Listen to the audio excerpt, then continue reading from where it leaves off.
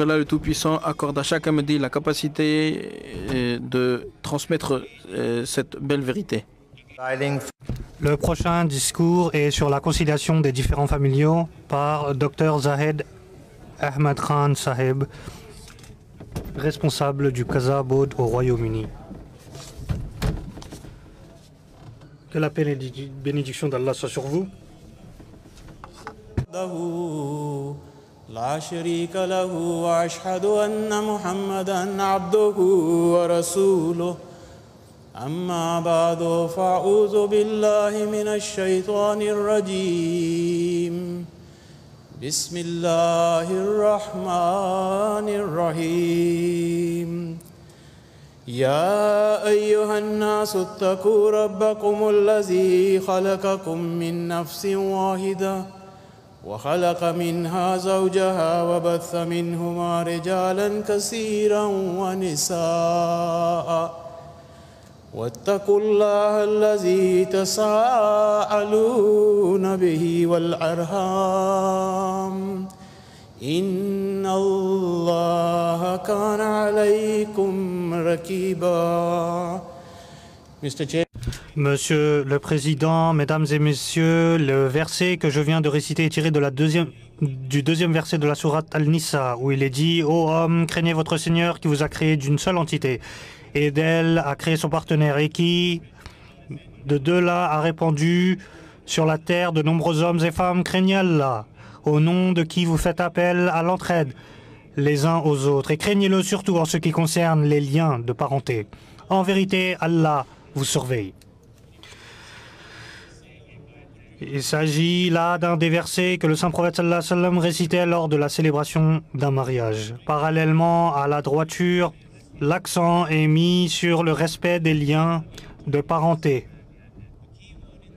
Le mot-clé ici est Rahem, faisant référence à l'utérus.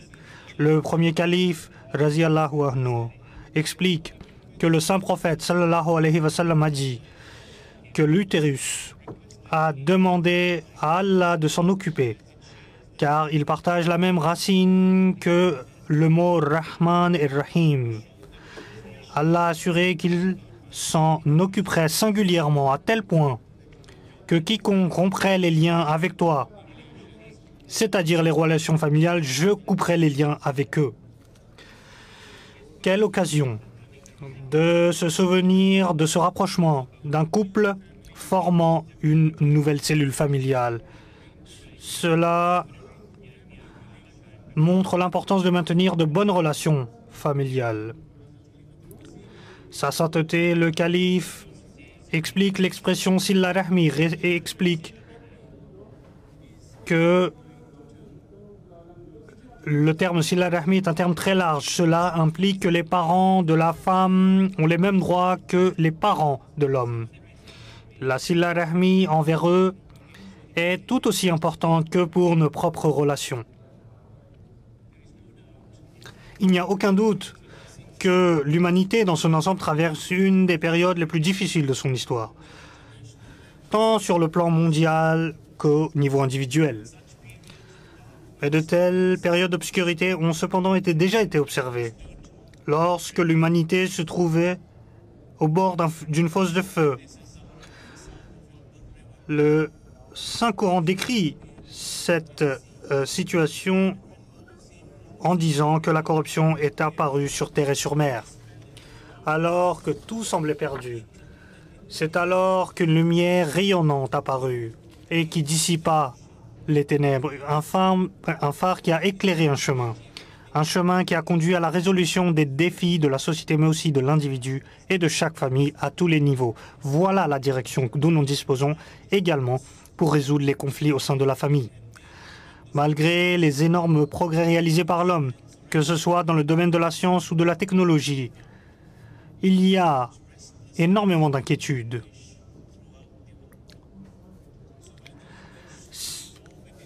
Alors, si vous souhaitez résoudre un différend au niveau international ou familial, nous devons nous tourner vers ces conseils qui nous sont si chers.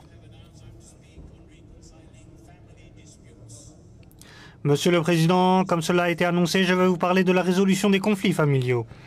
Les conflits et les discords entre les membres de la famille surviennent à cause de la faiblesse humaine, des attitudes égoïstes, de la colère parfois incontrôlable, de la méfiance, du mensonge, du manque de droiture, de la rigidité du caractère qui ne veut pas faire de compromis, car pétri d'attentes irréalistes.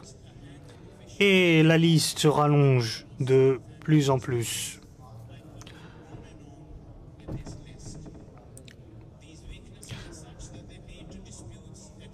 Malgré une longue période d'arbitrage,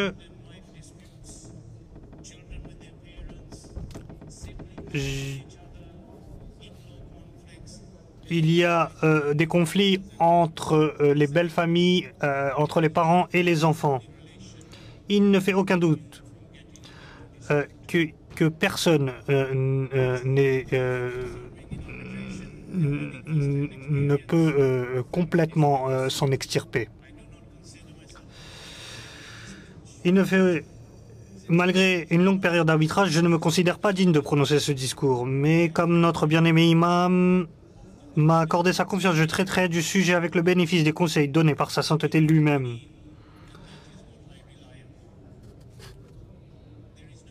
Il ne fait aucun doute que la réconciliation vaut mieux que la dissension et qu'il vaut mieux maintenir les liens de parenté que de les rompre. Réconcilier. Le Saint-Coran déclare à la réconciliation ce qu'il y a de meilleur. Et aussi Dieu dit dans un autre verset, assurément, tous les croyants sont frères. Faites donc la paix entre vos frères.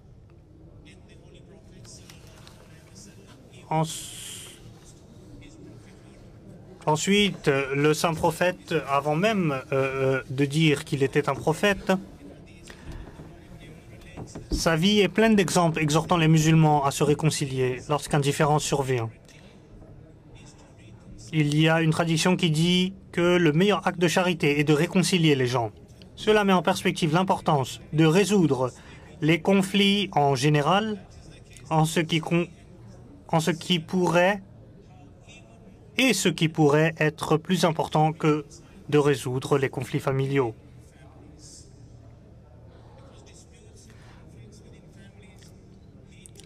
Les différends ou les conflits conduisent à la rupture de la paix et causent de grandes souffrances aux personnes impliquées.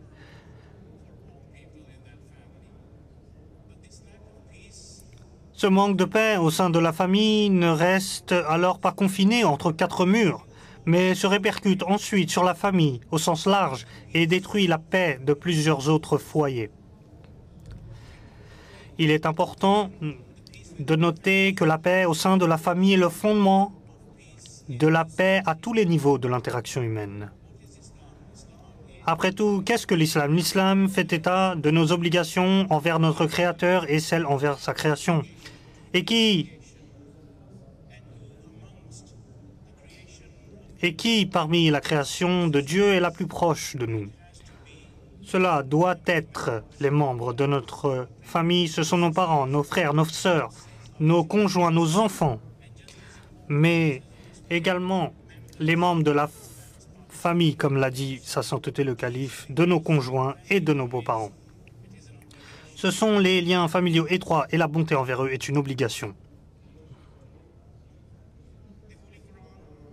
Le Saint-Coran est plein de directions en ce qui concerne les disputes.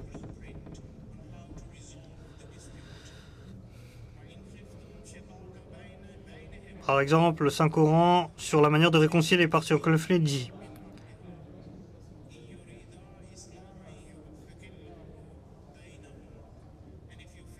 et si vous craignez une rupture entre les deux, alors désignez un arbitre de sa famille à lui et un arbitre de sa famille à elle. Si les deux arbitres désirent une réconciliation, Allah amènera l'entente entre eux. La sagesse de ce verset doit être comprise lorsqu'on appréhende une dispute. Plus tôt sera entrepris l'effort de réconciliation, plus grandes seront les chances de succès. Il est important que les arbitres craignent Dieu, soient honnêtes et dignes de confiance. Et comme ils sont issus de la même famille, qu'il puisse garantir le secret et le respect. C'est une confiance qu'Allah leur a accordée afin qu'ils puissent agir avec justice. Allah aime ceux qui sont justes. Les arbitres doivent s'efforcer de concilier et non d'envenimer davantage les choses. Le rôle des arbitres est de rappeler aux parties de leurs obligations et leurs responsabilités, de trouver la source du conflit, d'éliminer les malentendus qui auraient pu s'infiltrer, de trouver la voie du juste milieu par la médiation et d'arriver à une réconciliation. Les juristes affirment que la nomination d'arbitre pour établir la paix entre les parties en conflit ne se limite pas seulement aux litiges matrimoniaux, mais devrait également être utilisée dans d'autres litiges dans lesquels les parties sont apparentées. Ceci est confirmé par une décision du deuxième calife de l'islam, Hazrat Umar, qui a enjoint ses juges qu'ils renvoient les différends entre proches afin qu'ils puissent faire la paix entre les uns avec les autres. La réconciliation implique souvent la communication, la médiation et la négociation également.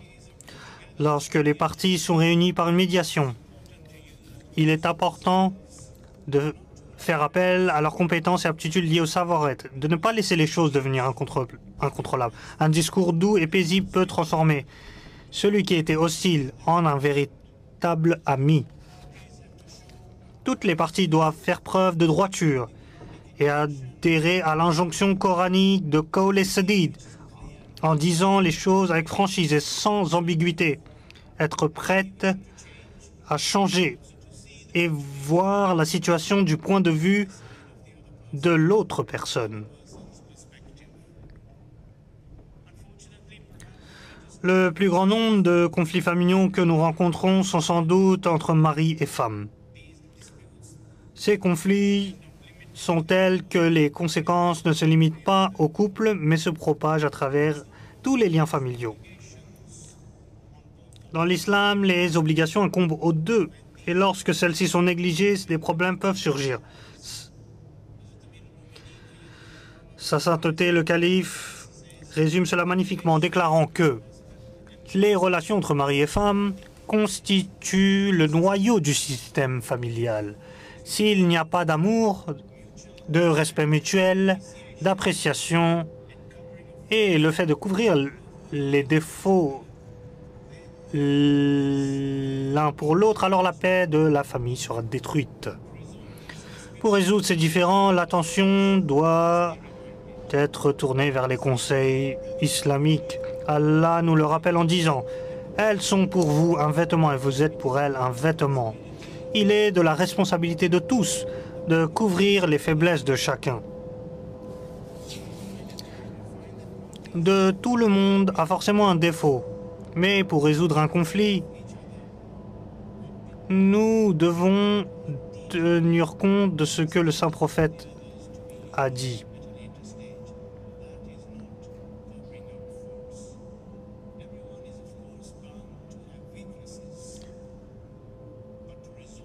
Tout le monde a des défauts, mais pour résoudre les différends, nous devons tenir compte de ce que le saint prophète a dit. Il dit, s'ils voient tous les deux les défauts de l'autre, il y aura aussi beaucoup de choses qu'ils aimeront l'un chez l'autre. Il n'est pas possible qu'ils soient pleins de défauts. Si nous adoptons cette attitude, alors la résolution des conflits devient possible. Avec, en même temps, le trait de la tolérance qui est extrêmement important.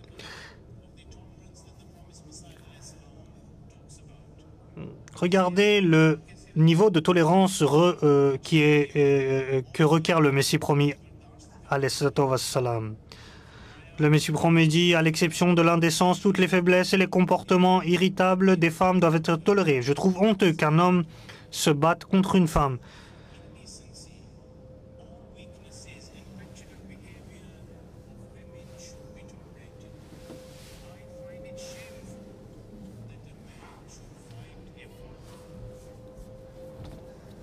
is a lesson that can Une leçon de tolérance peut être tirée de la réaction d'une jeune fille lorsque le calife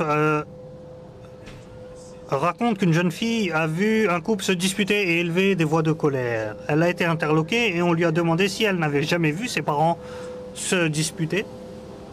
Sa sainteté a dit que sa réponse a été oui, ils se sont mis en colère. Mais lorsque sa mère s'est mise en colère, son père est resté silencieux. Et lorsqu'il s'est mis en colère, sa mère est restée silencieuse et le désaccord ne va pas plus loin chez nous. Par conséquent, la tolérance et la patience dans des situations difficiles souvent conduisent à une réconciliation pacifique.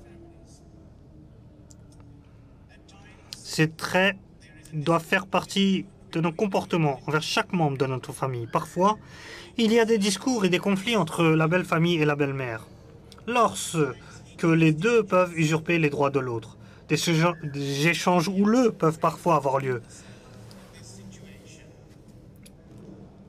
La réconciliation peut être obtenue grâce à cette jeune épouse qui s'est retrouvée dans cette situation alors qu'elle allait chercher de l'aide auprès d'un saint.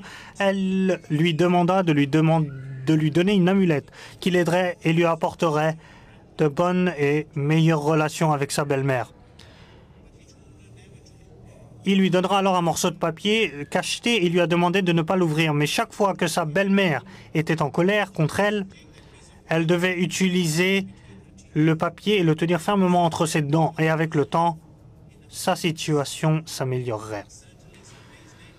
Quelques jours plus tard, elle revint vers le saint et lui rapporta que ses relations avec sa belle-mère s'étaient en effet considérablement améliorées. Et elle fut intriguée de découvrir ce qu'il avait écrit sur le papier. Il lui a permis de briser le sceau et, à son grand étonnement, il s'agissait d'une feuille de papier vierge. Il a expliqué que lorsque sa belle-mère était en colère et qu'elle tenait le papier entre ses dents, elle ne pouvait pas répliquer, ce qui a empêché la situation d'empirer. Après quelques jours, sa belle-mère sentit aussi un changement. Elle devint, elle aussi, douce et attentionnée envers elle. En effet, tenir sa langue joue un rôle clé dans la réconciliation. La colère est une autre émotion, telle qu'elle peut devenir incontrôlable et envenimer les choses au point qu'il devient difficile de rassembler les parties pour se réconcilier. Le saint prophète sallallahu alayhi wa sallam nous dit à ce propos, une personne forte n'est pas celle qui peut lutter contre et vaincre l'autre, mais plutôt celle qui peut contrôler son sang-froid dans un moment de rage et de colère. Sa sainteté, le calife donne des conseils, fait remarquer que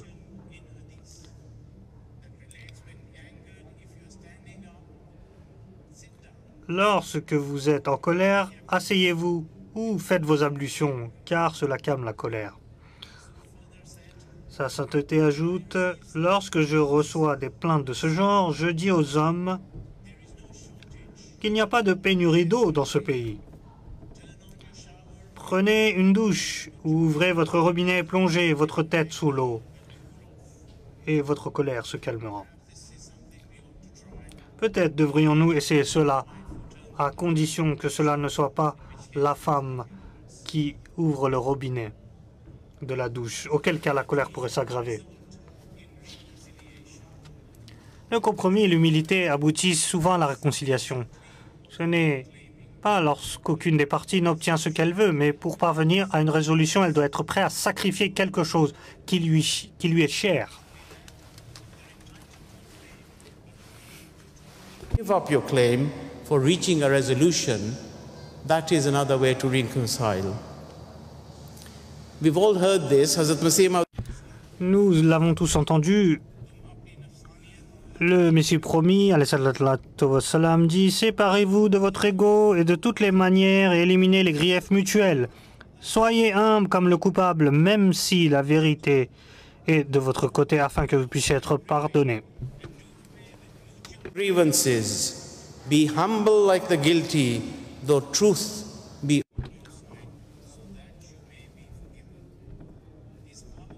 Ces puissantes paroles du Messie premier à la salam s'adressent à chacun de nous.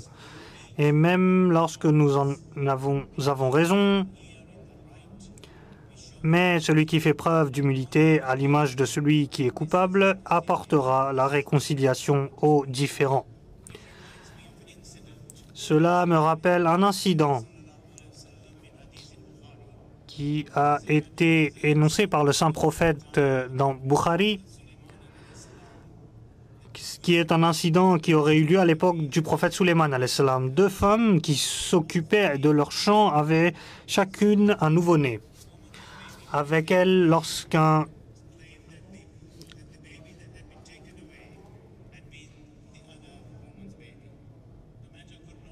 le bébé disparut, la femme dont le bébé a disparu a dit à l'autre femme qu'elle avait pris le sien et que le bébé survivant lui appartenait. Donc une des femmes disait clairement la vérité. Alors l'affaire sera portée devant le prophète Suleiman et a demandé que l'on apporte un couteau, car la seule option était de couper le bébé en deux et d'en donner une moitié à chacune d'elles. À cela, une des femmes dira qu'Allah vous fasse miséricorde, et bien qu'elle fût la mère légitime. Alors donnez-le lui, dira-t-elle. Mais regardez ce qu'elle était prête à sacrifier, son propre bébé, afin que le bébé reste en vie. Elle était prête à renoncer à son droit absolu et permettra que l'enfant soit sauvé. Par conséquent, qu'il y ait un différend avec vos parents, vos sœurs et sœurs, votre conjoint ou d'autres parents, pour qu'on se réconcilie, il faut être prêt à sacrifier. Il suffit de voir à quoi cette mère était prête à renoncer, son bébé, pour qu'il puisse continuer de vivre. Dans de nombreux conflits entre les membres de la famille, il arrive parfois que les parties ne soient même pas prêtes à sacrifier les choses les plus innofiantes. Par conséquent, la réconciliation des différends doit se faire par le biais des négociations. Par ailleurs, il y a des différends qui peuvent éclater entre des frères et sœurs. Des frères se brouillent entre eux, et dans certains cas, des sœurs se brouillent entre elles, et parfois des frères se brouillent avec leurs sœurs. Les différends peuvent parfois porter sur des transactions financières ou une rivalité entre frères et sœurs, ou un traitement inégal. Malheureusement, à l'origine de ces problèmes, il y a souvent la négligence des enseignements islamiques, comme c'est le cas dans les transactions financières, où l'injonction coranique de documenter les transactions n'est pas suivie. Dans un hadith, Hazrat Abdullah bin Amr rapporte que le messager d'Allah a dit « Quiconque ne fait pas preuve de miséricorde envers nos jeunes ou ne reconnaît pas les droits de nos aînés n'est pas l'un des nôtres. » Néanmoins, quelle qu'en soit la cause, il faut suivre l'injonction coranique selon laquelle, encore une fois, la réconciliation est ce qu'il y a de meilleur. Et le saint prophète a dit qu'il n'était pas permis à un musulman d'arrêter de parler à son frère pendant plus de 3 jours. Oui, c'est le frère en islam dont il est question ici. Alors imaginez à quel point cela est encore plus important par rapport aux frères de la même famille. Le message d'Allah rapporte, les œuvres des gens sont présentées devant Allah les lundis et les jeudis, et tout serviteur reçoit le pardon s'il n'associe rien d'Allah dans l'adoration. Mais la personne dans le cœur de laquelle il y a de la rancœur contre son frère ne sera pas pardonnée. En ce qui les concerne, il est dit 2 fois que ceux-ci seront retenus jusqu'à ce qu'ils soient réconciliés. Mesdames et messieurs, demain sera lundi et nos actes seront présentés devant Allah. Il est de notre responsabilité de ne pas être privés du pardon parce que nous ne sommes pas réconciliés avec notre frère. Pour résoudre un conflit familial, il ne faut pas qu'on échoue dans ce domaine.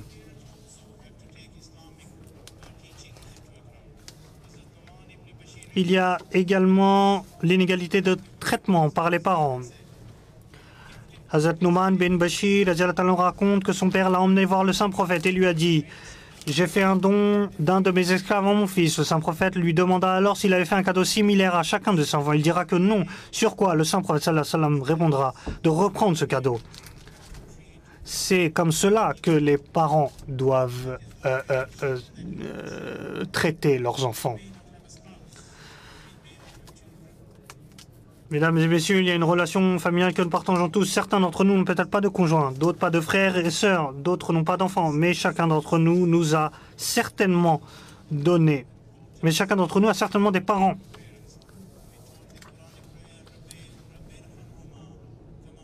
Et nous prions également, mon Seigneur, aie pitié d'eux, tout comme ils m'ont élevé dans mon enfance. Face à cela, il est désespérément triste de voir un parent se retrouver en conflit ouvert avec ses parents. Il y a parfois des échanges houleux, des propos durs. Et le lien biologique qui devait être incassable est rompu. La résolution commence par rappeler aux enfants les instructions coraniques et de leur rappeler à plusieurs reprises. Le Saint-Coran dit aussi, continue à rappeler, car sûrement le rappel est profitable. Avertissez les enfants que s'ils négligent de leurs parents, de servir leurs parents, ils seront voués à l'humiliation. Le Saint-Prophète dit, celui qui fait du mal à ses parents me fait du mal. Et celui qui me fait du mal à Allah, et maudit est celui qui fait du mal à Allah. Il faut rappeler aux parents et aux enfants que s'ils ne sont pas aimables envers leurs parents et les abandonnent, il se peut qu'ils soient eux-mêmes confrontés plus tard au même sort que leurs propres enfants. On raconte qu'un fils sentait que son père était devenu un fardeau alors il le porta sur ses épaules et alla loin dans une forêt avec l'intention de l'abandonner. Alors qu'il s'apprêtait à le déposer, il entendit une voix qui dit « Mon fils, pas ici, mais un peu plus loin, près de cet arbre. » Le fils perplexe demanda à son père « Mais pourquoi là ?» Ce à quoi il répondit que c'est là qu'il avait abandonné son propre père lorsqu'il était devenu un fardeau. Donc il s'agit là d'un puissant moyen de dissuasion, un message important pour rappeler aux enfants de leurs obligations. Mes chers frères et sœurs, nous sommes extrêmement chanceux d'avoir un imam qui nous aide à concilier nos différends. Nous avons également le comité Islahi qui peut jouer un rôle.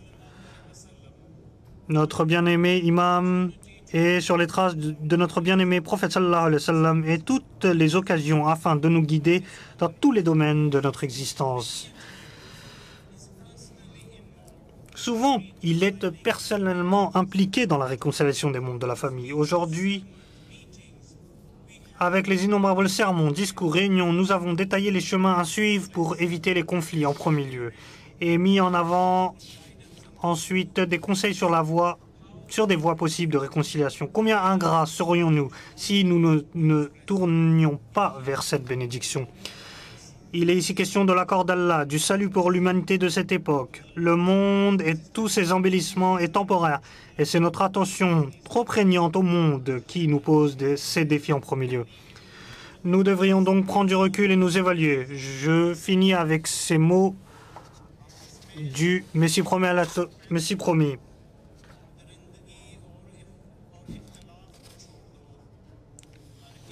Abandonnez toute dispute.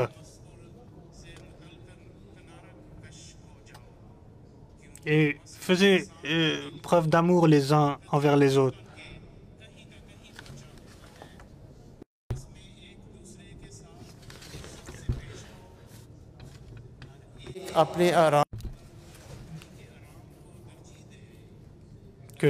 Que tous les frères traitent son frère avec justice.